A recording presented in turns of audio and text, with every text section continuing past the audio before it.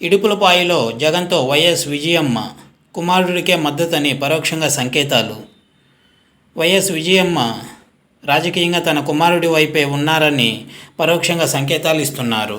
కాంగ్రెస్ పార్టీలో షర్మిల చేరిన తర్వాత ఒక్కసారి కూడా షర్మిలతో కనిపించని విజయమ్మ సీఎం జగన్మోహన్ రెడ్డి ఎన్నికల ప్రచారం ప్రారంభం సందర్భంగా ఇడుపులపాయలో వైఎస్ సమాధికి నివాళి అర్పించేందుకు జగన్ కలిసి వచ్చారు, ప్రార్థనలు చేశారు. ఈ పరిణామంతో విజయమ్మ కుమారుడు జగన్ వైపే ఉన్నట్లుగా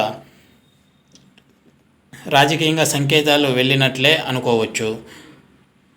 ఆంధ్రప్రదేశ్లో ఎన్నికలు సమీపిస్తున్న తరుణంలో కాంగ్రెస్ పార్టీ అభ్యర్థులను వచ్చే నెల ప్రకటించనున్నట్టు సమాచారం. సత్యసాయి జిల్లాలో రానున్న ఎన్నికల్లో కాంగ్రెస్ పార్టీ టికెట్ల కోసం ఆశావాహులు అధికమయ్యారు. సత్యసాయి జిల్లాలో కాంగ్రెస్ నుంచి పోటీ చేసేందుకు పెద్ద ఎత్తున ఆశావాహులు ఆయా నియోజకవర్గం నుంచి తాము పోటీకి సిద్ధమంటూ అధిష్టానానికి దరఖాస్తు చేసుకున్నారు.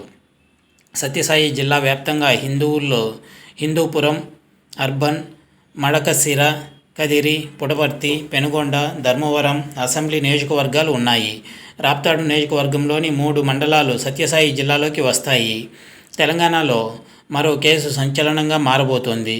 ముఖ్యమంత్రి రిలీఫ్ ఫండ్స్ గోల్మాల్ జరిగిందని కేసు రిజిస్టర్ అయ్యింది. ఇందులో మాజీ మంత్రి హరీష్ రావు వ్యక్తిగత సిబ్బంది అరెస్టు కావడం కేసులో కీలకంగా మారుతోంది. ఇప్పటికే ఈ కేసు దర్యాప్తును వేగవంతం చేసిన పోలీసులు 4గురిని అరెస్టు చేశారు. వారిలో హరీష్ రావు పిఏ నరేష్ ఉన్నారు.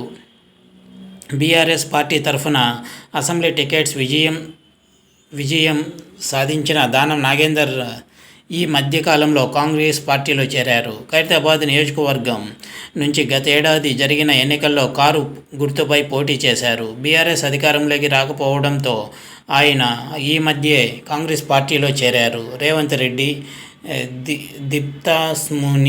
మున్సి నేతృత్వంలో కాంగ్రెస్ కండువా కప్పుకున్నారు. ఉమ్మడి చిత్తూరు జిల్లాలో రాజకీయం చాలా ఆసక్తికరంగా మారుతోంది. వైసీపీ క్లారిటీతో ఎవరెవరికి సీట్లు ఇవ్వాలి, ఎవరిని పక్కన పెట్టాలనే అంచనాతో ముందుగానే అందరికీ సంకేతాలు ఇచ్చేసింది. అనుకున్నట్టుగానే ఒకేసారి సీట్లు ప్రకటించేసింది.